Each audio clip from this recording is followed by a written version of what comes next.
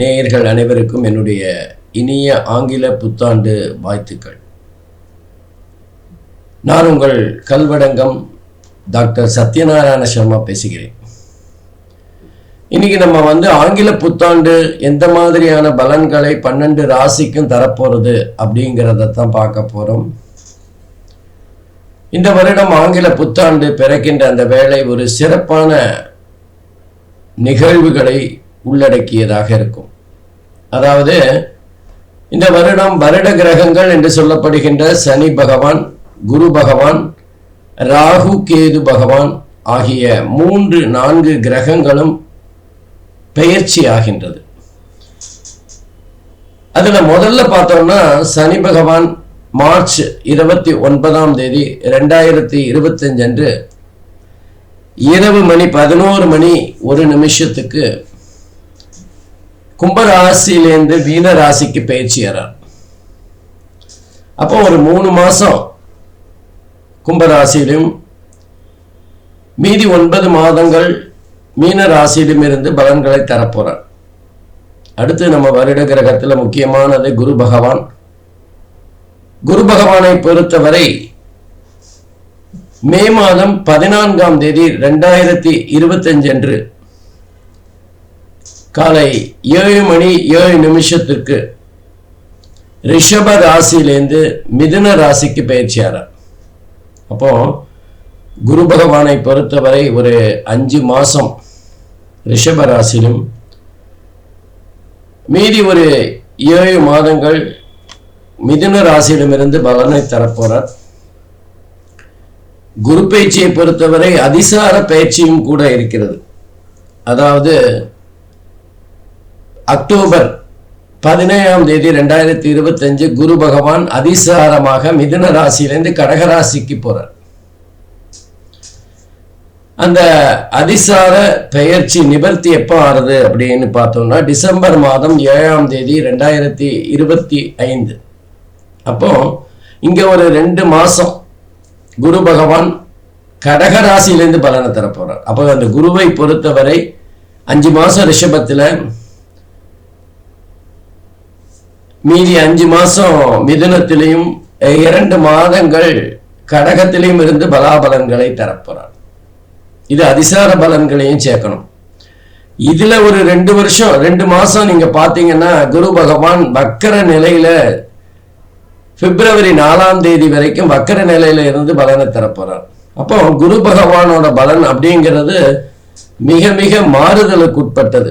அதனால இந்த தடவை எல்லா ராசிக்காரர்களுக்குமே கொஞ்சம் மாறுகின்ற பலன்களாகத்தான் இருக்கும். நல்லது கெட்டது சாதக பாதகம் எல்லாமே கொஞ்சம் வித்தியாசமாக இருக்கின்ற ஒரு சூழ்நிலையை பார்க்கலாம். அதுக்கப்புறம் மே மாதம் 18ஆம் தேதி என்று 2025 அன்று ராகு பகவான் மீன ராசியிலிருந்து கும்பராசிக்கு வரார். அதே நேரத்தில் கேது பகவான் மே மாதம் 18ஆம் தேதி 2025 கன்னி ராசியிலிருந்து சிம்ம ராசிக்கு பயிற்சியாரார். ஆகவே இந்த அமைப்பானது எப்படிப்பட்ட பலன்களை 12 ராசிக்கும் தரப்போறது அப்படின்னு தான் நம்ம பார்க்க போறோம். 2024 போல 2025 அவ்வளவு ரொம்ப ட்ரையா இருக்காது. கொஞ்சம் நிம்மதியான சூழ்நிலை இருக்கும். சந்தோஷங்கள் அதிகரிக்கின்ற ஒரு சூழ்நிலை இருக்கும். 2024 விட 25 ரொம்ப நல்லா தான் இருக்கும். அதே மாதிரி இயற்கை சீற்றம் கூட வெகுவாக குறைகின்ற ஒரு சூழ்நிலையை பார்க்கலாம். 2024 நம்ம எதிர்பாராத புயல் மழை எல்லாமே இந்தியாவை சுத்தி சுழட்டி அடிச்சிருச்சு. இப்ப 2025 நம்ம ரெகுலரா வருகின்ற அந்தந்த சீசனுக்கு ஏற்ப குறைந்த மழை தான் வரும். பெரிய புயல்கள்லாம் வருவதற்கான வாய்ப்புகள் குறைவு. அதே மாதிரி நிமோனியா போன்ற சில எதிர்பாராத வியாதிகள் காரணமே தெரியாம இந்த 2024 அங்கொங்கும் இருக்கு. கொரோனாவோட தொடர்ச்சியாக நீச்சமாக அங்க இங்க கொஞ்சம் கொஞ்சம் இந்த பிரச்சனைகள் வருது. அதாவது ஜுரம் வந்து பொதுவாக 2-3 நாள் இருக்கும் அப்படின்னா 10 நாள் வரைக்கும் ஜுரம் இருக்கிற ஒரு சூழ்நிலை. அது டெங்கா இருக்கும் அல்லது மலேரியாவா இருக்கும். அந்த மாதிரி மாறுகின்ற ஒரு சூழ்நிலையை இந்த 2024 பார்த்தோம். அதுக்கு மிக முக்கியமா சனி பகவானோட வக்கர நிலையும் குரு பகவானோட வக்கர நிலையும் காரணமா இருக்கும். அப்போ 2025 இந்த மாதிரி ஆரோக்கிய குறைபாடுகள் வெகுவாக குறையும். எல்லாருக்கும் தலைவலி அதெல்லாம் வரத்தான் செய்யும். பட் இருந்தாலும் 2024 படாத பாடு காரணமே தெரியாம கஷ்டப்பட்ட ஒரு கஷ்டமான நிலைமை இருக்காது. இன்னும் குறிப்பா சொல்லணும்னா இந்தியாவோட ராசி அப்படின்னா மகர ராசி. அந்த மகர ராசிக்கு சனி பகவான் 3வது இடத்துல அற்புதமா இருக்கார். 2வது இடத்துல ராகு பகவான். அதே மாதிரி மகர ராசிக்கு 6வது இடத்துல குரு பகவானும், மகர ராசிக்கு 8வது இடத்துல கேது பகவானும் அமர்ந்து பலன்களை தர இருக்கிறார். இதெல்லாம் வந்து ஒரு நல்ல கடந்த வருடம் 2024 விட சிறப்பான பலன்களாகத்தான் கண்டிப்பா இருக்க போறது. அப்போ இந்தியாவில் மழை, சீதோஷ்ணம், புயல், இயற்கை சீற்றங்கள் இதெல்லாம் வெகுவாக குறையும். அரசியல்ல இருக்கிற குழப்பங்கள் வெகுவாக குறைந்து ஒரு நிம்மதியா ஒரு ஸ்மூத்தா போற ஒரு சூழ்நிலை இருக்கும். 2025 இந்தியாவுக்கும் சரி மற்ற தனிப்பட்ட நபர்களுக்குமே ஓரளவுக்கு நன்மைகளை அதிகமாக தர்ற மாதிரி தான் இருக்கும். இந்தியாவோட மதிப்பு வெளிநாடுகளில் கொஞ்சம் அதிகரிக்கின்ற ஒரு சூழ்நிலையை பார்க்கலாம். இந்தியாங்கிறது ஒரு ஆச்சரியமாக பார்க்கின்ற ஒரு சூழ்நிலை ஏற்படும். இந்தியாவோட பல சாதனைகள் வெளியே பேசப்படுகின்ற ஒரு கட்டத்தை பார்க்கலாம். வெளிநாட்டில் இருக்கிற பல இந்தியர்கள் தங்களுடைய திறமைகளை வெளிக்கொண்டு வருகின்ற ஒரு காலகட்டமாக இருக்கும். பொதுவாக 2025 இந்தியாவுக்கு மிக அற்புதமான காலகட்டமாக இருக்கும். இந்த மாதிரியான ஒரு சூழ்நிலையில் இந்த 2025 12 ராசிக்கும் எப்படி பட்ட பலன்களை தரப்போறது அப்படிங்கிறத தனித்தனியாக அந்தந்த ராசிக்கு பார்க்கலாம். வாங்க போகலாம். அன்பிற்கினிய கடகராசி என்பர்களே, இப்போ நம்ம வந்து 2025 எப்படிப்பட்ட பலன்களை கடகராசி என்பர்களுக்கு தரப்போகிறது, இந்த 2025 கிரக அமைப்புகள் எப்படி இருக்குது அப்படிங்கிறதெல்லாம் பார்க்க போகிறோம். பொதுவாக 2025 அப்படிங்கிறது 12 ராசிக்குமே 2024 ரொம்ப சிறப்பாக தான் இருக்கும். ஏன்னா 2025 சனி பகவான், குரு பகவான், ராகு, கேது எல்லா கிரகங்களுமே பயிற்சியாகுது. அப்போ பாதகமாக இருக்கிற அமைப்பு சாதகமாக மாறும், சாதகமாக இருக்கிற அமைப்பு பாதகமாக மாறும். அதனால் கலப்படமான பலன்களைத்தான் 2025 பெறப்போகிறது. உதாரணமாக பார்க்கணுன்னா முதல்ல சனி பகவான் பயிற்சி. சனி பகவான் 29/3/2024-25 திருக்கணிதப்படி கும்பராசியிலேருந்து மீன ராசிக்கு பயிற்சியாகிறார். அப்போது கடகராசியை பொறுத்தவரை 8வது வீட்டில் ஒரு 3 மாதமும் மீதி 9 மாதங்கள் 9வது வீட்டிலே இருந்து பலனை தரப்போகிறார். குரு பகவானை எடுத்துட்டோன்னா கடகராசிக்கு 11வது வீட்டில் ஒரு 5 மாதம், 12வது வீட்டில் ஒரு 7 மாதம் இருந்து பலன்களை தரப்போகிறார். ராகு பகவான் கடகராசிக்கு 8வது வீட்டில் ஒரு 5 மாதம் இருப்பார். இல்லை 7 மாதம் 8வது வீட்லேயும் 5 மாதம் 9வது வீட்லேயும் இருந்து பலன்களை தருவார். கடகராசியை பொறுத்தவரை கேது பகவான் 3வது வீட்டில் 5 மாதம், 2வது வீட்டில் 7 மாதம் இருந்து பலன்களை தரப்போகிறார்.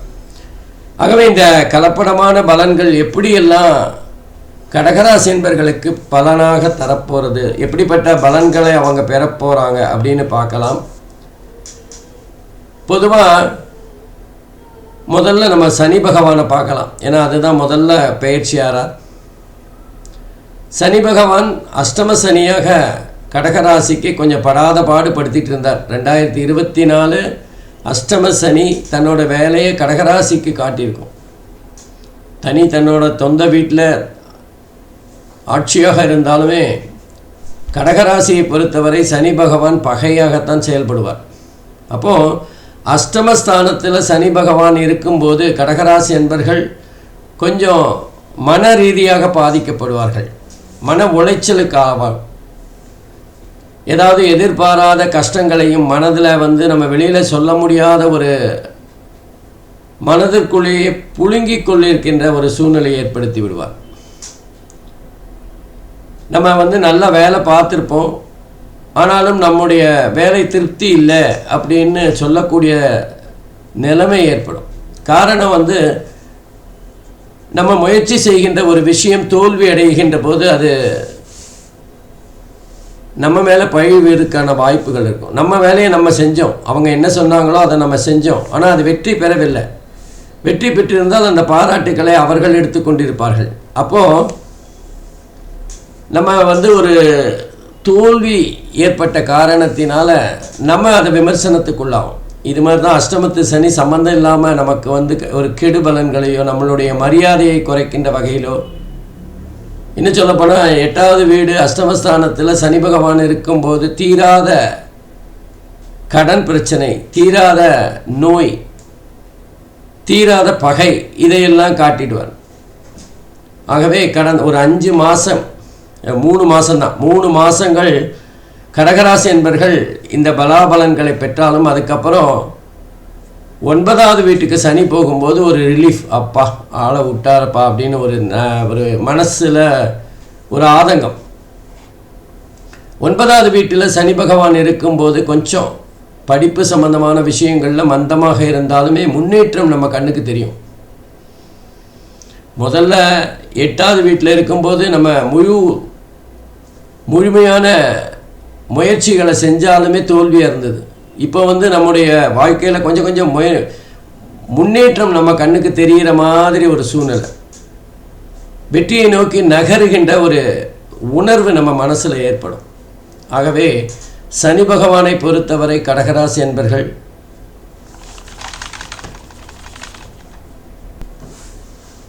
ஓரளவுக்கு சுமாரான பலன்களைத்தான் பெறப்போகிறாங்க. அதே நேரத்தில் கடகராசிக்கு லாபஸ்தானம் என்று சொல்லப்படுகின்ற 11வது வீட்டில் சஞ்சாரம் செய்து கொண்டிருந்த குரு பகவான் ஒரு 5 மாதம் 11வது வீட்டில் இருந்து தொழிலில் லாபம், வேலையில் ஒரு திருப்திகரமான வேலை, வியாபாரத்தில் லாபம் இதெல்லாம் கொடுத்துருப்பார். 11வது வீடு அப்படிங்கிறது நம்முடைய கனவுகளையும் சொல்லுகின்ற ஒரு குறிக்கோளை சொல்லுகின்ற லாபத்தை சொல்லுகின்ற ஒரு இடம். அந்த இடத்துல குரு பகவான் இருக்கிறதுனால நமக்கு நல்ல நல்ல விஷயங்கள் நிறையா இருக்கும். நம்ம வியாபாரத்தில் பணப்புழக்கம் அதிகமாக இருக்கும், நமக்கு வர வேண்டிய பணம் சரியான நேரத்தில் சேரும். அதே மாதிரி நல்லா படிக்கணும், எதிர்காலத்தில் நம்ம பெரிய ஆளாக வரணும் அப்படிங்கிற எண்ணங்கள் நிறைவேறுகின்ற சூழ்நிலையை பார்க்கலாம். 11வது வீடு அப்படிங்கிறது சில பேருக்கு முதல் திருமணம் ஏதாவது ஒரு வகையில் தடைப்பட்டிருந்தால் 2வது திருமணத்திற்கான வாய்ப்புகளை ஏற்படுத்தி கொடுக்கின்ற இடம் 11வது இடம். மூத்த சகோதரர்கள் சம்பந்தப்பட்ட விஷயங்கள், அவர்கள் மூலமாக ஆதாயங்களை பார்க்கின்ற ஒரு இடம். அப்போ குரு பகவான் 11வது வீட்டில் ஒரு 5 மாதம் இருக்கிற வரைக்கும் நல்ல யோகமான பலன்களை தரப்போகிறார். அதுக்கப்புறம் நம்ம 12வது வீட்டுக்கு வரும்போது சுப செலவுகளை அதிகரிப்பார். பணம் விரயம் மாத்திரம் இல்லை, நம்ம எதிர்பாராத பணத்தை முதலீடு செய்கின்ற ஒரு சூழ்நிலையை பார்க்கலாம். தங்கம் வாங்கிறது, நகை வாங்கிறது, நிலத்தில் பணம் போடுறது, வீடு கட்டுறது, இந்த மாதிரி எதிர்பாராத விஷயங்களில் பண முதலீடு செய்கின்ற ஒரு சூழ்நிலையை பார்க்கலாம். ஆகவே குரு பகவான் கடகராசி என்பர்களை பொறுத்தவரை பெரிய அளவில் பாதிப்பெல்லாம் தரப்போகிறதில்ல, நன்மைகளைத்தான் தரப்போகிறார். அள்ளி தரப்போகின்ற ஒரு விஷயத்தை பார்க்கலாம். கையில் பணம் அதிகமாக புரளும், நம்ம இன்வெஸ்ட் பண்ணுற மாதிரியான சூழ்நிலை இருக்கும். நிறைய விஷயங்களில் இன்வெஸ்ட் பண்ணி அதன் மூலமாக நமக்கு ஒரு ஆதாயத்தை பெறுகின்ற ஒரு காலகட்டமாக இந்த குரு பகவானோட அமைப்பு இருக்கும். அதை தொடர்ந்து நம்ம ராகு பகவானை பார்த்தோம்னா, ராகு பகவான் 9வது வீட்டில் ஒரு 5 மாதம், அப்புறம் 7 மாதங்கள் 8வது வீட்டில் இருந்து பலனை தரப்போகிறார். 9, 8 ரெண்டுமே ராகு பகவானுக்கு பெரிய அளவில் நன்மைகளை தருகின்ற இடம் அல்ல. 9வது இடத்துல இருக்கும்போது வேணால் ஓரளவுக்கு கல்வி சம்பந்தமான மேல் படிப்பு சம்பந்தமான எதிர்பாராத விஷயங்களை நடத்தி காட்டுவார். ஒரு பிரம்மாண்டமான எதிர்பார்ப்பு இருக்கும். இந்த படித்தாலும் இந்த பெரிய காலேஜில் தான் படிப்பேன் அப்படிங்கிற ஒரு பிடிவாதம் இருக்கின்ற ஒரு காலகட்டமாக இருக்கும். படித்தா இந்த சப்ஜெக்டு தான் படிப்பேன், இல்லை ஒரு வருஷம் போனாலும் போது நான் வீட்டில் தான் உட்காந்துருப்பேன் அப்படிங்கிற ஒரு மனநிலையை ஏற்படுத்தி விடுவார். எல்லா விஷயத்திலையும் ஒரு பிரம்மாண்டத்தை மனசுக்குள்ளே தூண்டிவிடக்கூடியவராக இருப்பார்.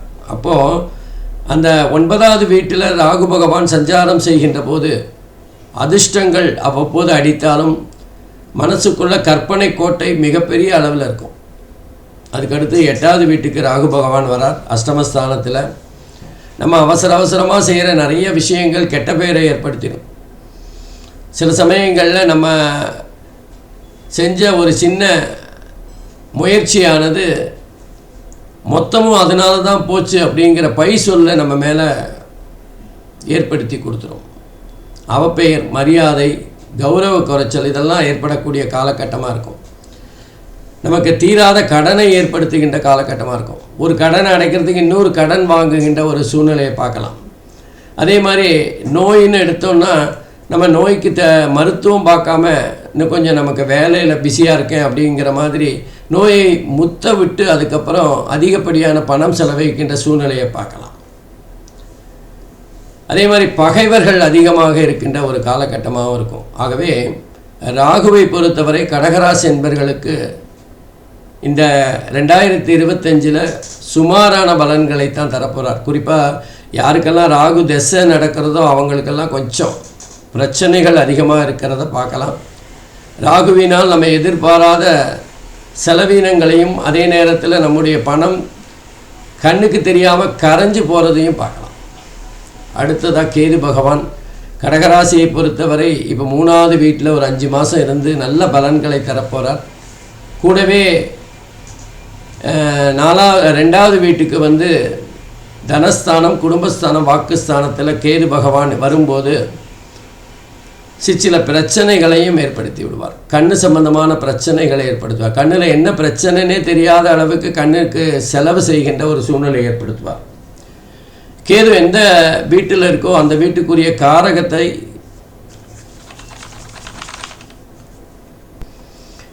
காரகத்தை தடை செய்கின்ற அளவுக்கு இருப்பார். அப்போ கேது பகவானோட பலாபலன்களும் சுமாராக தான் இருக்கும். அப்போ கடகராசியை பொறுத்தவரை இந்த குரு பயிற்சி தவிர மற்ற எல்லா பயிற்சிகளுமே சுமாரான பலன்களை தருகின்ற அமைப்பில் தான் இருக்குது. குருவோட பார்வை அப்படின்னு பார்த்தோன்னா கடகராசிக்கு 4, 6, 8 ஆகிய இடங்களை பார்க்குறார். இது ஒரு விதத்தில் நன்மை தான். 4 அப்படிங்கிறது நம்முடைய படிப்பை பற்றி சொல்லுகின்ற இடம், தாயாரை பற்றி சொல்லுகின்ற இடம். ஆகவே தாயாருடைய உடல் நலத்தில் நம்ம அக்கறை செலுத்துகின்ற ஒரு சூழ்நிலையை பார்க்கலாம். நம்ம மருத்துவமனையில் சேர்த்து தாயாருடைய உடல்நல குறைவை சரி செய்யக்கூடிய ஒரு கட்டமும் இருக்கும். அதே மாதிரி படிக்கின்ற வகையில் நல்ல முன்னேற்றம் தெரியும். நம்ம கஷ்டப்பட்டு படித்து அதுக்கான முதல் வகுப்பாக வராவிட்டாலும் நல்லா சொல்லிக்கொள்கின்ற அளவுக்கு மதிப்பெண்கள் பெற்று நம்ம பாஸ் ஆகிறத பார்க்கலாம். படிப்பில் முன்னேற்றம் நம்ம கண்ணுக்கு தெரியும். நீடு நிலம் வாங்கிறது, ரியல் எஸ்டேட் தொழில் செய்கிறவங்களுக்கெல்லாம் இது காலகட்டம் ரொம்ப சிறப்பாக இருக்கும். படிக்கின்ற மாணவர்களும் அருமையாக படிக்கின்ற ஒரு காலகட்டத்தை பார்க்கலாம். அடுத்து 6வது வீடு, 8வது வீடு ரெண்டுமே. 6வது வீடுங்கிறது தீர்க்கக்கூடிய நோய், தீர்க்கக்கூடிய பகை, தீர்க்கக்கூடிய கடன். ஆகவே நம்முடைய முயற்சிகள் பணமாக விரயமாகின்ற ஒரு சூழ்நிலையை பார்க்கலாம். அது 6வது வீட்டை குரு பகவான் பார்க்கறதுனால நம்மளோட கஷ்டங்களுக்காக கடன் வாங்கி அதை சரி செய்கிற ஒரு சூழ்நிலையை பார்க்கலாம். பகைவரை வெல்லுகின்ற ஒரு சூழ்நிலையும் பார்க்கலாம். அதே மாதிரி நோயை எதிர்த்து போராடி ஜெயிக்கின்ற காலகட்டமாகவும் இருக்கும்.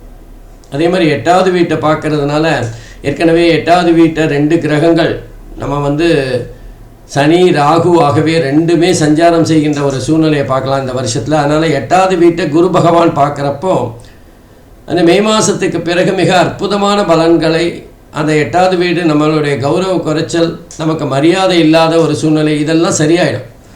நமக்கு நம்மளுடைய உயரம் தெரியும், நம்ம என்ன பண்ணியிருக்கோம், நம்மளுடைய திறமை எந்த அளவுக்கு நம்முடைய அலுவலகத்தில் அதோட முன்னேற்றத்துக்கு பயன்பட்டது அப்படிங்கிறத மற்றவங்களுக்கு தெரிகின்ற ஒரு சூழ்நிலையை பார்க்கலாம்.